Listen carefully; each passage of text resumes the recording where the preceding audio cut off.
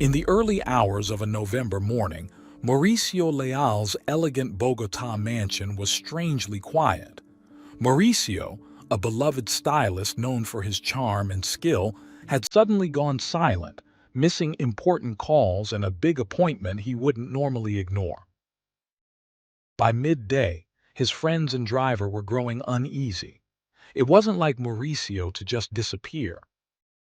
When his brother Yonier arrived at the mansion, he was met with a shocking scene that would send ripples through Colombia. Both Mauricio and his mother were found lifeless. As details emerged, one pressing question lingered in everyone's mind. What happened inside Mauricio Leal's home on that fateful night?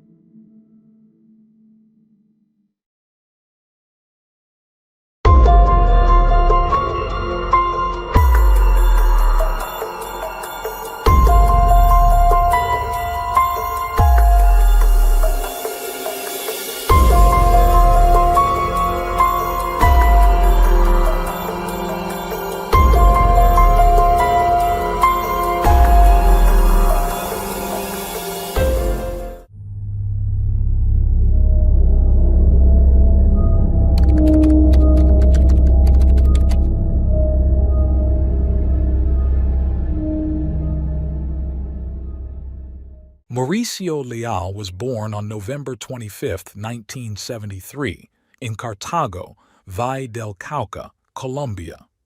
From a young age, Mauricio was captivated by the world of beauty. As a child, he could spend hours mesmerized by the salons he passed by, although he didn't fully understand that this fascination would become a lifelong passion. His interest in beauty began to take shape when his mother, Marlene Hernandez, a woman who enjoyed learning new skills, decided to take a hairdressing course. Mauricio, around 10 or 11 years old at the time, begged his mother to let him attend with her. Although she initially told him he couldn't go because he wasn't enrolled, he didn't give up. Instead, he would watch her learn from outside the classroom, captivated by the artistry. Mauricio's early years, however, weren't easy. His parents often argued, creating a tense home environment. Influenced by this, some of his siblings got into trouble, though Mauricio managed to stay focused. At just 15, he urged his parents to consider separating, believing that constant conflict wasn't beneficial for anyone. When his father heard that Mauricio had suggested the separation, he taunted him, questioning who would take care of his mother and siblings. Mauricio didn't respond with words. He resolved to show through his actions that responsibility and resilience were not defined by anyone's expectations. Determined to support his family, Mauricio left Cartago and moved to Cali. He found a modest room and took on various jobs, from packing goods to delivering food on his bicycle, all while continuing his studies, often sleeping only 4 hours a night. Despite these challenges, Mauricio maintained a positive outlook. One day, in a conversation with a woman at his aunt's church, he shared his passion for hairdressing but explained that financial responsibilities kept him from pursuing it fully. By a stroke of luck, the woman knew someone who owned a salon and offered to introduce Mauricio.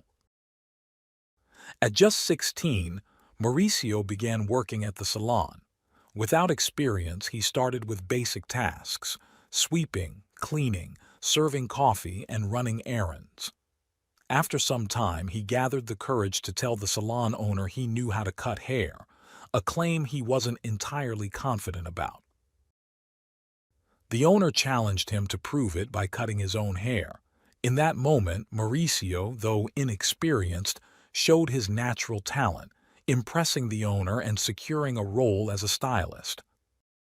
Mauricio's popularity grew rapidly. Some clients were initially skeptical, seeing him in his school uniform, but word of his skills quickly spread. Within just 7 months, Mauricio became the most sought-after stylist in the salon, allowing him to provide a better life for his mother and siblings. His older brother, Yonye, often heard their mother express pride in Mauricio's hard work. By 1995, at 22, Mauricio was well regarded in Cali, known not only for his haircuts but also for his high-level makeup skills. Long waits to see him became common. Tired of not receiving the credit and pay he deserved, he decided to open his own salon, naming it Mauricio Leal. Though he faced challenges with expenses, starting with just a plastic chair and a borrowed mirror, clients filled his new salon within a weekend.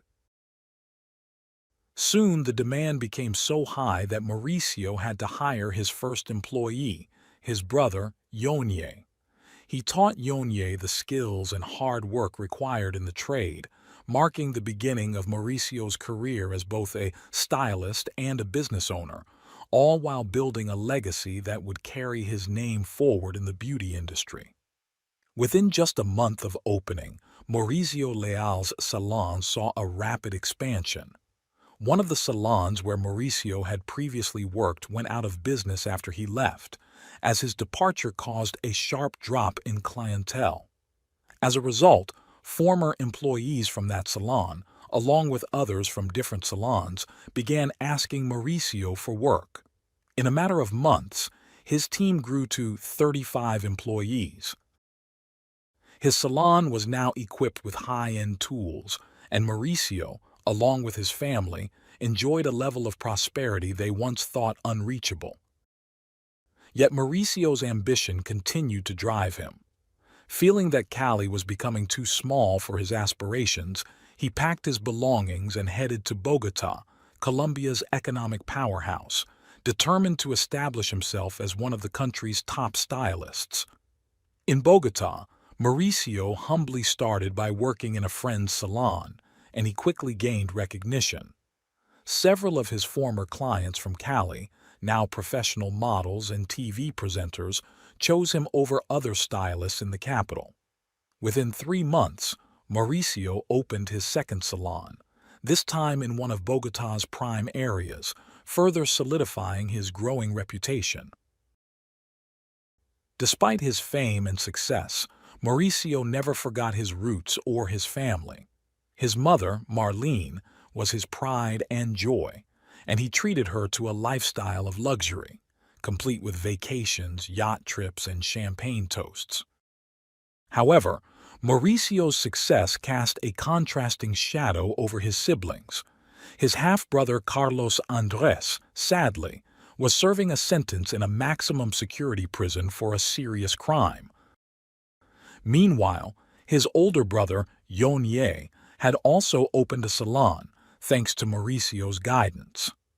Although Yonye managed to establish his business, he never achieved the same level of success as Mauricio, leading to resentment. In the midst of facing his own difficulties, including a divorce, Yonye asked to move in with Mauricio. Mauricio, ever generous, agreed. Despite the demanding nature of his work, which caused him severe thoracic and back pain, Mauricio managed his condition with pain relief medication, even resorting to morphine when the pain became unbearable.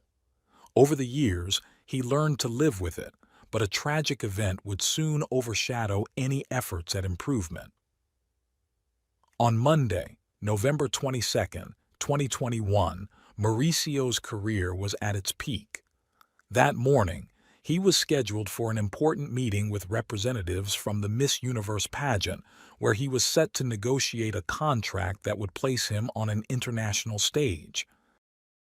However, when the representatives arrived at his salon, Mauricio was nowhere to be found. Concerned, Karen, who was the daughter of Mauricio's trusted driver, José Jair Ruiz, reached out to her father. Jair, who was like a brother to Mauricio, shared that Mauricio had messaged him that morning, saying he wanted to sleep a bit longer.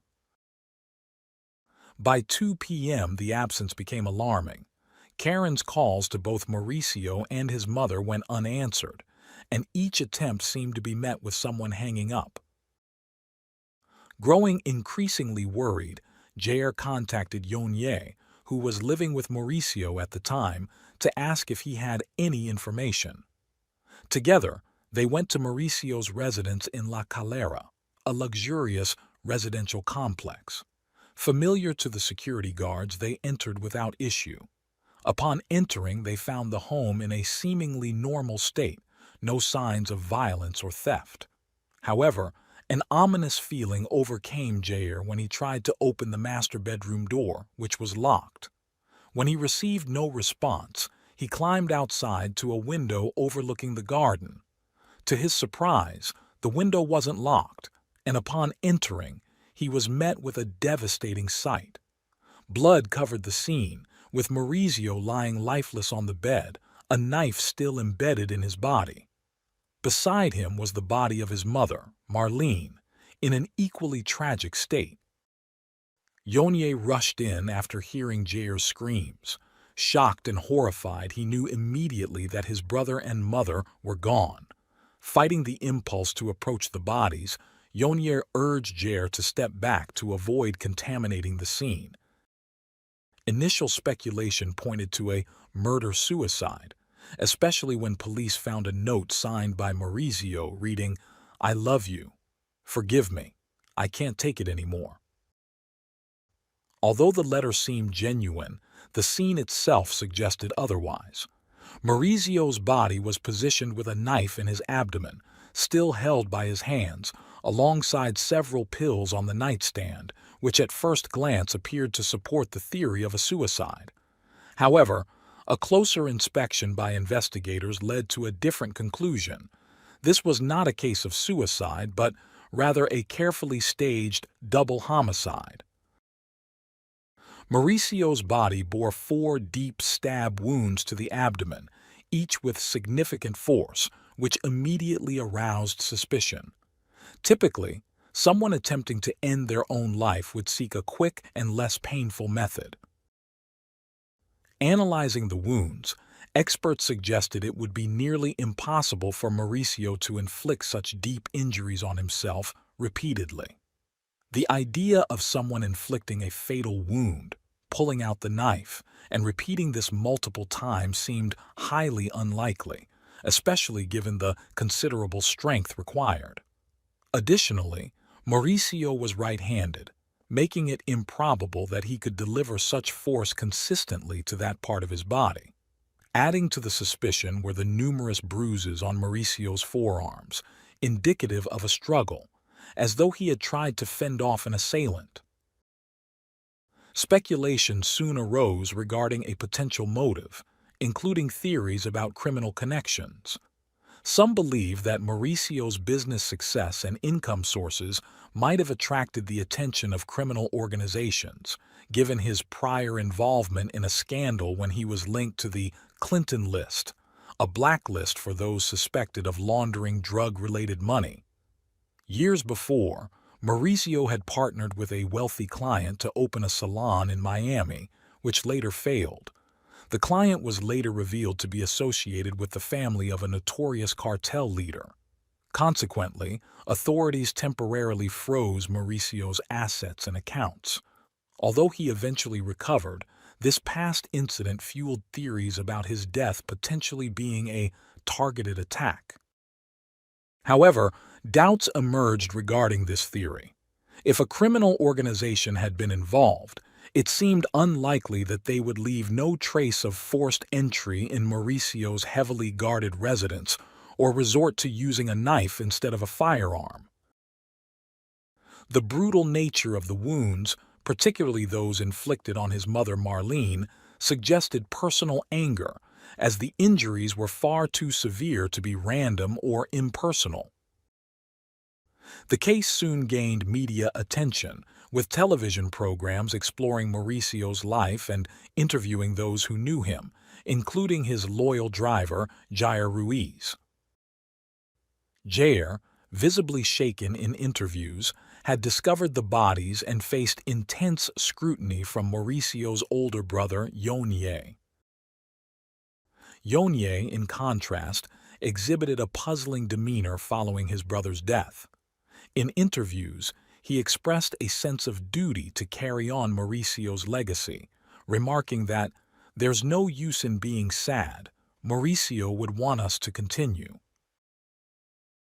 Yet his statements and actions raised suspicions, as he appeared to claim Mauricio's accomplishments and possessions as his own, even wearing his brother's white jacket in multiple public appearances. In one interview, Yonye inadvertently referred to Jair as "my driver," catching himself with an awkward correction to clarify Jair had actually been his brother's driver. As time went on, public opinion diverged. Some saw Yonye as innocent, while others believed his calculated statements were rehearsed. The police were initially criticized for their perceived slowness, but on January 15, 2022, Yonye was arrested in Bogotá on charges of double homicide. He was carrying a large sum of cash at the time, suggesting he might have planned to flee or use his newfound inheritance for a lavish lifestyle. The arrest stunned the nation, but even more shocking was Yonye's eventual confession at the Attorney General's office. In court, Yonye delivered a carefully worded statement. "I have made a very personal and important decision, freely and voluntarily, to accept the charges through an agreement with the prosecutor's office. I extend my sincerest apologies to my family, my children, the victims, and all of Colombia for these events." His admission, however, was laden with euphemisms, referring to Mauricio and Marlene only as the victims and distancing himself from any emotional connection. For many, Yonye's lack of empathy explained why he had never achieved Mauricio's level of success. Unlike his brother, he lacked Mauricio's humanity and kindness. The confession seemed to conclude the case, but a sudden twist reopened the investigation. Under Colombian law, a guilty verdict does not guarantee a severe sentence, with potential outcomes ranging from a life sentence to a mere year in prison or even a fine. In Yonye's case, his initial trial declared him innocent, only for a subsequent trial to find him guilty. As the legal process unfolded, the public awaited the final sentence, knowing that in Colombia, the outcome could mean either justice served or an unexpected release. On April 22, 2022, in a courtroom appearance, Yonye made a surprising statement. "Today, I feel clearer and more aware. With this newfound clarity, I can firmly say I acted under pressure, and yesterday I made the decision, which I shared with my family, to renounce this prejudice. I've said it before and will say it again, freely and sincerely, I am innocent. My life has been dedicated to serving my family, my children, and society." Yonye had claimed innocence from the beginning, even after receiving threats against himself and other family members. Interestingly, Jair, Mauricio's driver, also faced backlash, despite the fact that he had neither been present at the residence when the murders occurred nor possessed a key to the home, both conditions that applied to Yonye. The pieces of the case began to come together as more details surfaced. 4 months before the murders, Yonye had moved in with Mauricio, who had always lived with their mother. Many believe that Yonye had already planned the tragic events long before moving in. By this time, Yonye was nearly 50, facing mounting debts from his struggling salon business and feeling increasingly isolated from his own family. His life, he realized, was on a downward spiral, while Mauricio's success and prominence only continued to grow. From this twisted perspective, Yonye saw himself in Mauricio's shadow, resentful of his younger brother's success and apparent favoritism within the family. Though Mauricio was generous with him, even asking for small favors with a cautious tone, likely knowing Yonye's volatile temperament, the relationship remained strained. The evening before the murders, Yonye attended a family gathering, later making a point to emphasize that he had been out and that Mauricio and their mother had not left their rooms. Security records later confirmed his movements in and out of the complex. Around 9 p.m. while Yonye was out, Mauricio sent what would be his final voice message to his brother. The message was simple, asking Yonye to pick up some cookies, but Mauricio's tone seemed unusually cautious, as if aware of his brother's temper. At 11 p.m., Yonye returned to the mansion and claimed he left the cookies on a table without speaking to his family before heading to bed. Throughout his statements, Yonye maintained a detached attitude, repeatedly suggesting that the murders happened while he was asleep. When confronted with evidence that the murders likely took place in the early morning, he claimed he'd taken valerian drops for a deep sleep and left for work the next morning without seeing anyone.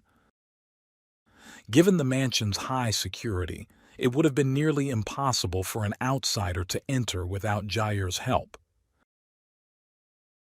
Mauricio often shared that he was close to his mother and trusted friends, but if a family member displayed questionable behavior, he had no problem distancing himself.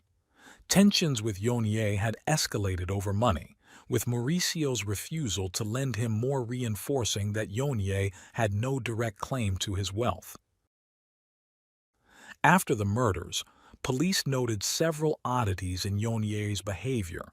Around 11 a.m., he was captured on security footage leaving the mansion, and shortly after, sending a voice message to Marlene's phone, a bizarre move that many saw as either a mocking gesture or a twisted attempt at covering his tracks. He even sent out goodbye messages to Mauricio's contacts, pretending to be his brother, a revelation that further unsettled investigators. Security footage from the residential complex confirmed that Yonye was in the mansion from 11 p.m. until 11 a.m. the following day, which coincides with the estimated time frame of the murders. A neighbor reported hearing Marlene shout that night, "Yonye, enough, I'm tired of this." To which Yonye allegedly responded, "Mom, always with the same thing." It's believed that shortly after this confrontation, Yonye attacked his mother first. The fact that the murders were committed with kitchen knives from the home further suggested that the culprit was someone who lived there, highly unlikely to be a hitman, as professionals don't typically arrive unarmed and rely on improvised weapons. Curiously, Marlene sustained far more injuries than Mauricio, particularly in her abdomen, leading some to speculate that Yonye harbored deep resentment toward his mother. These wounds were possibly symbolic, a way for him to express anger over being brought into a world where he felt unloved. Despite planning the attack meticulously, Yonye's choice of a knife suggested a desire to carry out his revenge personally, wanting to feel every moment of control and anger firsthand. An analysis of Mauricio's body revealed high levels of clonazepam in his system, a sedative that can cause drowsiness and confusion, raising the possibility that Yonye had administered a significant dose to incapacitate him. Though Mauricio didn't reach a comatose state, the drug likely left him severely disoriented. Additionally, investigators discovered a pre-written suicide note, suggesting that Yonye had intended to frame Mauricio from the start. Yonye reportedly forced Mauricio to sign the note, which was left at the crime scene. After committing the murders, Yonye, using gloves to avoid leaving fingerprints, staged the scene to make it appear as a suicide. The housekeeper, upon arrival to help with the investigation, noticed that cleaning supplies were not in their usual place, and there were traces of blood on the stairs, suggesting that Yonye hadn't managed a thorough cleanup. At 11 a.m., Yonye was captured on camera leaving the mansion. Mauricio's driver, Jair, received an unusual message that morning, purportedly from Mauricio, instructing him not to send the housekeeper because he wanted to sleep. The message seemed suspicious because Mauricio habitually ended messages with "baby," especially with trusted friends like Jair. Additionally, several of Mauricio's contacts received voice messages that sounded like a farewell. Investigators later confirmed these recordings were actually made by Yonier, impersonating his brother. The final question remained: how long would Yonier face in prison? Officially, he could be sentenced to up to 50 years, though experts believed he might receive closer to 30, with some speculating a potential reduction to 15 years due to his claims of coercion. Further leniency could come from good behavior, potentially cutting his sentence even shorter. Despite common delays in such cases, Yonier's lawyer faced criticism for excessive stalling, even receiving threats for the audacious postponements. Throughout this process, Yonier showed little remorse. Many speculated that his only regret was not executing the plan more effectively to avoid capture. His resentment toward Mauricio stemmed from feeling overshadowed, as he had often relied on the reputation of being Mauricio Leal's brother to attract clients, yet struggled with debts as his own salon never thrived. After Mauricio's death, the question arose: what would happen to his estate? His assets, valued at over $1 million, officially passed to his half-brother, Carlos Andrés Garcia, who remains in prison with a release date estimated around 2030. Without a direct heir capable of managing his business empire, Mauricio's salons were closed. The case has captivated the nation, sparking countless theories and speculation. With each new revelation from lawyer Elmer Montaña, the complexity and murkiness of unraveling the truth become ever clearer. A recently uncovered video found on Mauricio Leal's phone has sent shockwaves across the country.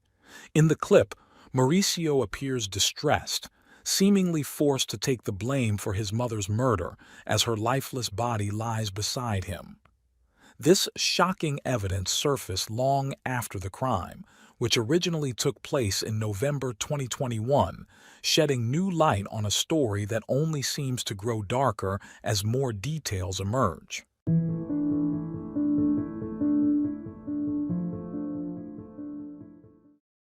Thanks for tuning in to Unreal True Crime.